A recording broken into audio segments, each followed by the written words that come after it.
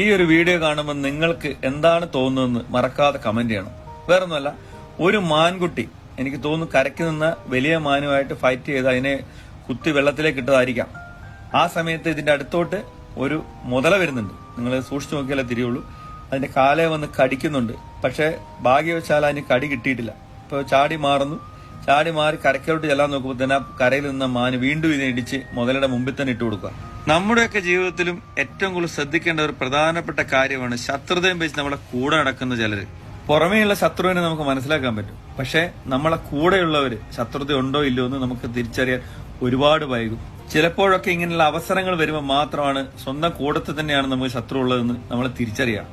പക്ഷെ ആ മാൻകുട്ടി എന്തായാലും രക്ഷപ്പെടും. പുറകെ തന്നെ ആ മുതല പോകുന്നുണ്ട്. പെട്ടെന്ന് ഓടി മാറാനോ കുതിരച്ചാടി ഓടാനോ ഒന്നും ശ്രമിക്കാതിരുന്നിട്ട് പോലും ആ മുതലയ്ക്ക് ആ മാൻകുട്ടി ഒന്നും ചെയ്യാൻ കഴിഞ്ഞില്ല.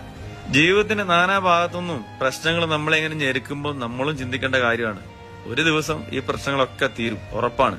നമ്മൾ ജയിക്കാനാണ് പ്രകൃതി തീരുമാനിച്ചതെങ്കിൽ ഉറപ്പായിട്ട് നമ്മൾ ജയിച്ചിരിക്കും. അതിനൊരു യാതൊരു സംശയം വേണ്ടെന്നുള്ളതാണ് പല വീഡിയോകളും നമ്മൾ കണ്ടത്. ഒരുപാട് ബുദ്ധിമുട്ടുകളും പ്രശ്നങ്ങളൊക്കെ ആയിട്ട് ജീവിക്കുന്ന ഒരുപാട് മനുഷ്യർക്ക് ഇതൊരു പ്രചോദനമാവട്ടെ. നിങ്ങളുടെ പ്രശ്നങ്ങളൊക്കെ ഈ മുതലേ പോലെ തിരിച്ചു പോകട്ടെ.